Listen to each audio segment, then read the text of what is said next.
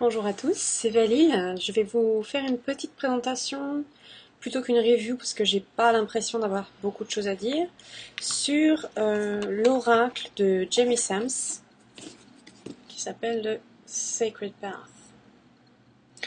Donc je pourrais pas vous dire le rapport qualité-prix. Je sais pas si cette édition est ancienne. C'est un livre relié. J'appelle ça ancien parce que vous savez c'est des sortes de coutures. C'est du tissu en fait. Là vous voyez bien la qualité. Donc on n'en fait plus des livres comme ça. Le papier est aussi ancien parce qu'il est assez léger. Je sais pas comment dire. Quand on prend le livre en main, en fait, on sent que ça aéré. Et je sais pas si quand on achète le jeu sur Amazon en ce moment, si on obtient celui-ci ou si on obtient une autre version. Et les cartes, c'était dans un petit carton comme ceci, donc assez plat, hein, puisqu'il n'y a que 44 cartes. Donc c'est pas un gros jeu de 78 cartes. Comme le, je sais pas, je vais vous montrer, comme le Ghosts and Spirits. Voilà, mince, que je centre, c'est pas pareil, et elles sont donc plus grandes. J'espère que je vais pas vous dire de bêtises, donc je ne peux pas vous dire si c'était un cadeau qu'on m'avait fait. Voilà. Je suis au niveau du contenu, il est très bien fait. Qu'on adhère ou pas au travail de Jamie Sams, c'est vraiment bien fait. Donc au niveau du livret, je vais commencer par le livret qui n'a pas de titre, qui a cette espèce de symbole qui est le même que celui qui est sur les cartes, et que je soupçonne d'être un symbole Seneca ou je sais plus quoi. Alors, est-ce qu'on a une table des matières? Non, pas devant. Si, voilà, derrière. Donc on a une dédication, une note au lecteur, et ensuite le contenu avec une introduction, vous voyez vous-même les titres, comment ça va les cartes, et ensuite, avec beaucoup de... comment ça s'appelle? Beaucoup de propositions de tirages, qui sont d'ailleurs assez intéressants. Je m'en sers pas, parce que finalement, souvent moi je tire une carte pour guider, ou alors 3 cartes. Mais je ne me sers pas des tirages, mais ils sont chouettes. Je vais vous montrer tout avant d'oublier, par exemple. Vous avez une image en fait. Vous avez le pointry, donc ça c'est un résineux. Vous avez une vraie image et la structure des cartes. Et ensuite, on vous explique à quoi correspondent des cartes. Vous avez celui-ci avec plutôt un schéma. Non, je suis du mauvais côté, pardon. Voilà. Vous en avez un avec du maïs, si je me trompe. Vous avez le tipi, enfin voilà. Je vais montrer ça. Alors, je vois pas si c'est centré, désolé. Voilà, et sur le côté, vous avez en bas, là, et de l'autre côté, l'explication des cartes qui seront sous cette forme. Voilà. Donc pour les tirages, c'est vraiment chouette. Tout son travail est très ciblé sur, comment ça s'appelle, sur les Amérindiens. Donc les tirages sont inspirés, si je peux dire. On ressent une cohérence, un système plus ou moins clos, j'appelle ça. Enfin, refermé sur lui-même, tout est cohérent en fait, avec les directions, les tirages sur le grand père soleil, les tirages de la récolte.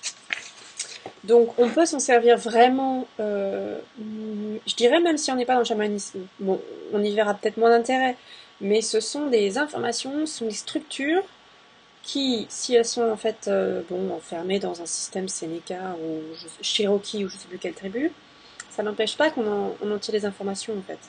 C'est très utile. Ce sont des tirages qu'on peut faire avec n'importe quel jeu chamanique ou sans jeu chamanique en fait. Au niveau des cartes, vous avez donc les 44. Donc ici, non, c'est... à chaque fois que je me trompe de côté, c'est inversé, je suis désolée. Hein. Que je centre, que j'enlève mon doigt. Voilà, vous avez la première carte. Et de l'autre côté, vous avez... Si je recule encore un peu... Voilà. La suite. Chaque carte a plus ou moins de pages, mais globalement, c'est quand même vachement détaillé. Jamie Sams, son truc, c'est de raconter des histoires. Donc en fait, pour chaque carte, elle va vous raconter soit quelque chose qui lui est arrivé pendant sa propre initiation, soit une sorte de conte qui explique tout le contexte de la carte. Donc si vous ne connaissez pas la médecine amérindienne, en fait, elle va d'abord tout vous expliquer. Dans cette première longue partie, vous aurez du détail, donc vous aurez déjà plein d'informations sur la carte. Et ensuite, à la fin, vous aurez une sorte de résumé. Donc, je vous montre au pif la première carte. Donc, vous avez le dessin qui est sur la carte. Vous avez une petite citation qui, parfois, est vraiment très intéressante. Et ensuite, vous avez la partie qui s'appelle l'enseignement, où elle va tout vous raconter, qui peut durer 1 page, 2 pages, jamais 1 page, remarquez. Toujours 2 pages, ça peut aller jusqu'à 4. Donc ensuite, vous avez ici. Ici, c'est toujours teachings. Et après, voilà, vous avez le dos et... Mince, je me trompe de côté. Le dos. Et l'application, c'est-à-dire... c'est un petit peu plus concret dans votre vie. Elle vous dit précisément le message de la carte. Ça, si vous tirez cette carte, ça veut dire ça. Et c'est un résumé. Mais en fait, tout ce qui est dans la partie longue qui est avant est vachement important. Ça vous donne beaucoup d'informations. Donc au niveau de la structure du livret, c'est vraiment bien fait. Vous avez beaucoup de choses. Il est agréable à prendre en main. Contrairement à la tête qu'il a, il n'est pas lourd. Du coup, il est solide dans un sac. On voit ici qu'il a vécu, mais il se corne pas trop. Moi, je le trouve vraiment, vraiment bien. Au niveau des cartes, bon, le dos est moche. Qu'on se le dise tout de suite. Je sais pas ce qu'ils ont fichu. C'est un orange. Donc déjà, ils ont choisi orange et vert, qui sont 2 couleurs complémentaires, donc ça pète. Mais en fait, ce qui va pas, c'est que au lieu de choisir des couleurs, je sais pas, pastel, c'est à la fois légèrement pastel et fluo. Donc malheureusement, là avec la lumière, c'est toujours pareil, on voit pas forcément bien. Est-ce que si je bouge mon rideau, je sais pas. Bon, on voit que c'est un orange un peu spécial et un vert un peu spécial aussi. Donc c'est vraiment, quand on voit les cartes en main, quand on les prend comme ça, c'est vraiment spécial. Enfin moi j'aime pas du tout. Mais on s'y fait parce que disons que le orange est une couleur assez chaleureuse. Moi je trouve que ça évoque le feu en fait et ça évoque bien, je sais pas comment dire, ça m'évoque un peu les déserts californiens. Donc c'est pas spécialement Californie, mais vous voyez, ce type de paysage, les rocheuses qui sont de chez eux. Donc je trouve ça cohérent, mais bon, par contre, l'esthétique, je trouve pas trop. Du coup, quand vous retournez une carte, vous avez les 2 couleurs qui forment le cadre. Pareil, ça fait un peu spécial, mais c'est moins choquant que la plate couleur qui est de l'autre côté. Donc ça vous forme le cadre d'une carte, qui sera toujours sur fond noir, et qui sera toujours avec, en fait, seulement un petit motif central. Moi, c'est ce que je regrettais vraiment au début, c'est que l'illustration ne prenne pas toute la carte. On perd vachement de place en fait, quel que soit l'illustration, vous voyez, sachant que certaines sont pas très développées, on perd vachement de place. Bon, maintenant, c'est une certaine ambiance, vu qu'on retrouve aussi les mêmes illustrations sur le livret, vous avez la tapisserie là et l'image au centre, ça fait une cohérence, on retrouve cette espèce d'ambiance et on finit par s'y faire. On a l'habitude des cartes très détaillées, donc c'est pas évident, mais voilà, c'est un oracle assez commun, donc en fait vous avez plus de choses sur la carte, vous avez le petit message en bas, vous avez le chiffre, le titre et seulement quelque chose au centre avec un cadre. Bon, moi je trouve qu'on s'y fait. J'ai fini par lui trouver du charme, donc voilà. Au niveau des illustrations, comme je viens de l'évoquer, c'est pas très très détaillé. Alors attendez, j'arrête pas de bouger. C'est pas très très détaillé en fait. Parfois vous avez des choses sommaires, les illustrations font un petit peu, je sais pas comment dire, naïve au sens artistique quoi, au sens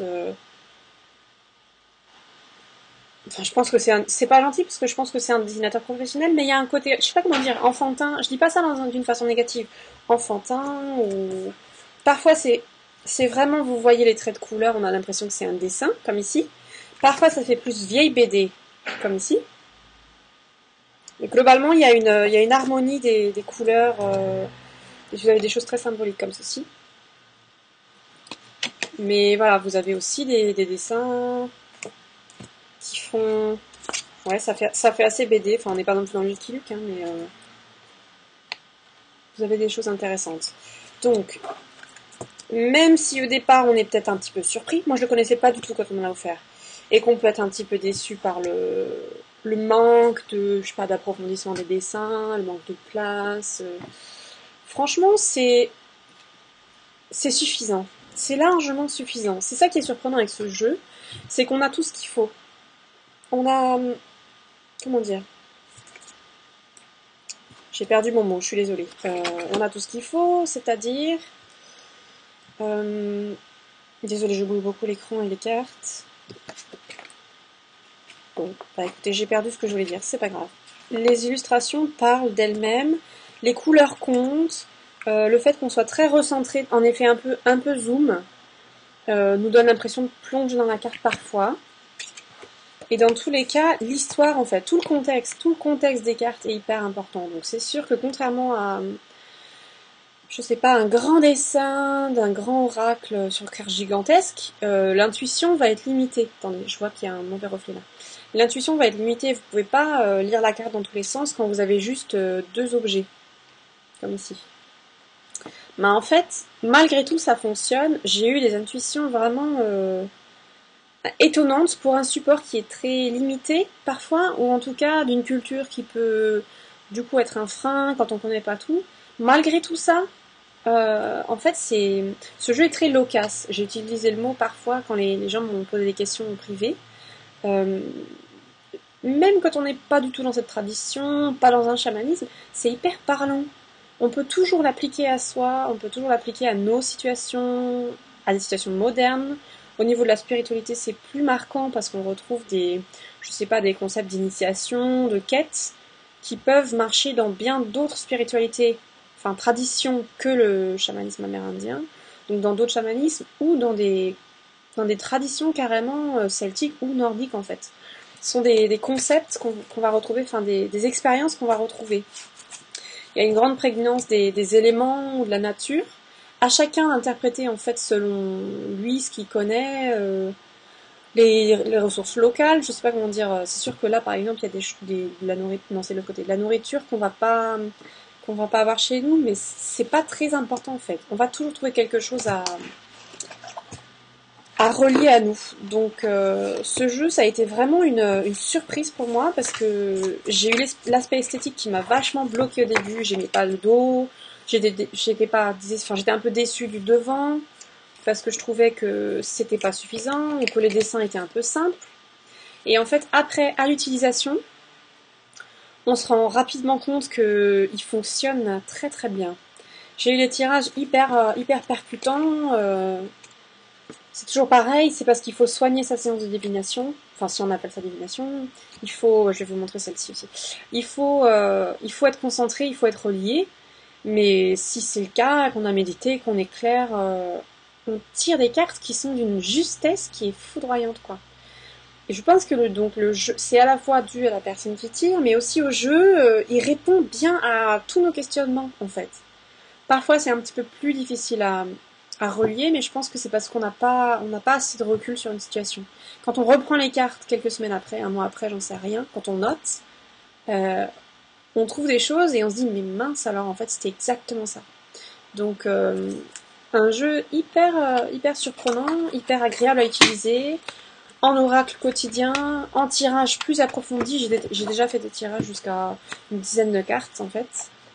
Pas forcément avec une structure, mais juste je sais pas, tirer 3 premières cartes, ensuite vouloir les préciser par d'autres, poser d'autres questions, etc. Et c'est vraiment très efficace.